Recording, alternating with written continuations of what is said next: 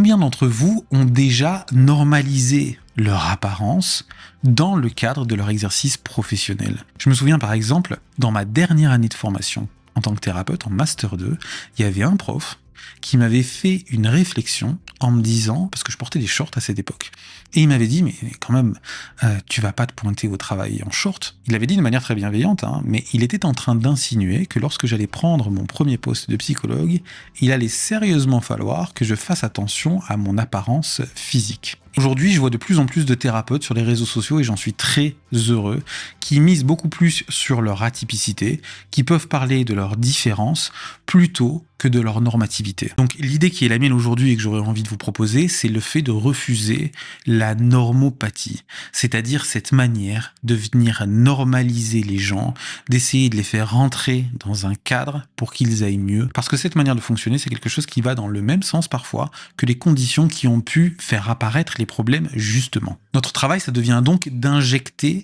de la variété, de pouvoir élargir l'horizon des possibles en permanence. Et pour pouvoir faire ça, il faut forcément qu'on pense en dehors du cadre, qu'on élargisse notre propre horizon mental, notre esprit, et qu'on accueille des manières différentes de voir et d'être au monde.